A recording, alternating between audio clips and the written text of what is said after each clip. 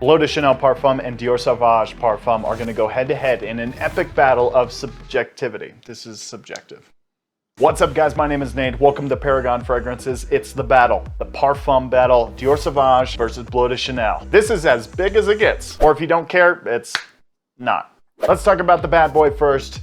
Dior Savage Parfum. So this one is considered an amber fougere fragrance, and it's got notes of bergamot, orange, sandalwood, tonka bean, vanilla. This one has the Dior Savage DNA. My favorite thing about this is the sandalwood in here. It's just so smooth, so elegant, and its competitor, Bleu de Chanel Parfum. This thing is beautiful, class in a bottle. This one is classified as a woody aromatic fragrance, and it's got notes of lemon, bergamot, mint, lavender, pineapple, sandalwood, cedar, amberwood, and some tonka bean. This one is class in a bottle. If you don't own a Bleu de Chanel, I encourage you to get the Parfum version first. This one is so high class, it's just elegant. Bleu de Chanel is an amazing line, amazing fragrance. Let's get into this battle, shall we? So these fragrances are going to be judged in 5 different categories: longevity and sillage, the opening, the mid, the base, and then the community. I put out a recent poll on my community tab. You guys voted.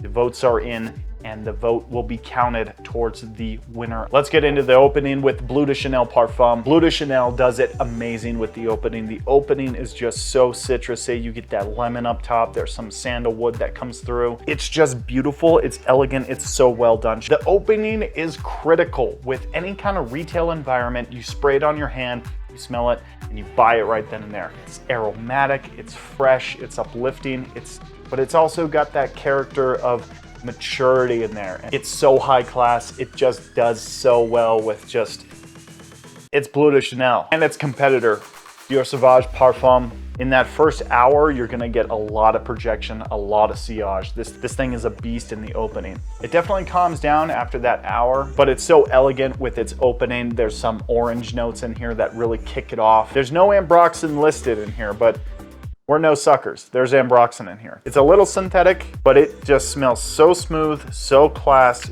I feel like this one is the best blended in the entire line. It's just beautiful. The opening is tough. These two are killers when it comes to the opening, and that's what they're kind of made for. They're made for that opening. But I'm gonna have to give it to Bleu de Chanel Parfum. It's so fresh, it's so citrusy, and we're talking about fresh fragrances here. These are everyday drivers. I do love how Sauvage opens. It is just a beautiful opening. There's a lot of orange in here, and the sandalwood, it's just beautiful. But I think Bleu de Chanel has a little bit more natural opening, and it's just fresher, and we're talking about 2 mass appealing fresh fragrances here that are just kick ass. And in the mid, Dior Savage Parfum is just beautiful in that mid. It calms down a lot, and it kind of settles into this just soapy clean Dior Savage DNA. You still retain some of the citruses in here, but they're just laying really low. A little bit of peppery kind of nature in here. It's not overly peppery, but there is some kind of peppery nature in here. There's no pepper listed in the note breakdowns on Fragrantica, but I definitely pick up some kind of peppery nuance in here. Definitely some spices, if anything. And then Bleu de Chanel Parfum in the mid is just a beautiful mid. It's smooth, it's creamy, it's delicious. It's just well sophisticated. It's really high class when it comes to that just mass appealing, woody, dense, citrus undertones, a little musk in there. It's spectacular. This is one of my favorite concentrations. The mid is a hard decision for me, but I'm gonna have to give it to Dior Savage Parfum. This thing is amazing in the mid. It's just beautiful, and I really like the characteristics that it all just wraps around. It's just an elegant scent. And let's talk about the dry downs on these two. So the dry downs on both of these are just amazing, and they're just amazing mass pleasing scents. If you're thinking about buying either one of them, you're not gonna go wrong at all. They're just, both are splendid. But if you're looking at this review to figure out which one you wanna get, I thank you for watching the video. And if you like more fragrance related content, hit the subscribe button. I would love to have you. In the base on Bleu de Chanel, it's just elegant. It's smooth, it's creamy, it sticks around for a very long time. This is the top tier of Bleu fragrances, I believe, and it just does it super well. Dior Savage, on the other hand, does the dry down amazing too. It retains that musky nature, but it's smooth and creamy, and the dry down, it's just, the sandalwood just really kicks up in here, and it's just an elegant Drydown. Both dry down to a similar scent. There is a lot of similarities between these two when they dry down. No one's really gonna tell the difference. If you're wearing these out and about, no one is smelling your hand up like this and comparing, you know, which one has more citrus or woody notes.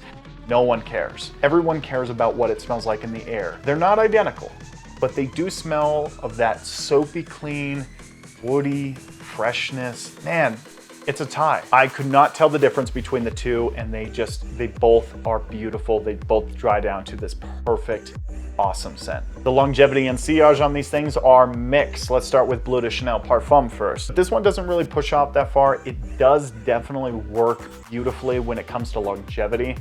8 to 10 hours on this thing, and it's just beautiful. The longevity and sillage of Sauvage Parfum is mixed. So buying this, I was aware of the longevity issues and the performance issues with this one.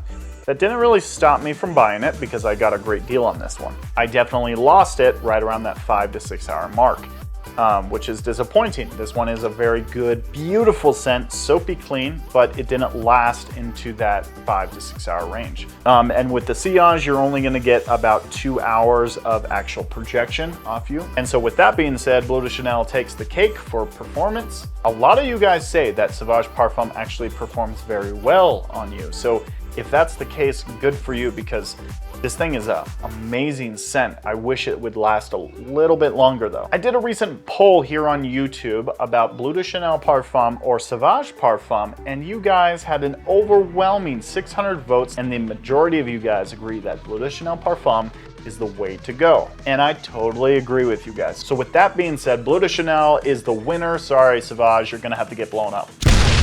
This one is the one to get. I stand by this one. It's smooth, it's elegant, it's creamy, it's delicious. But if you wear Sauvage Parfum, I have a bottle of it, so I'm gonna be wearing it a lot, so don't get down on yourself. It's still great. Bleu de Chanel is the alpha dog. You know, what can I say? If you guys like fragrance-related content, hit the subscribe button. I got new videos coming out Monday and Friday. Take care, guys, and hope you have a great day.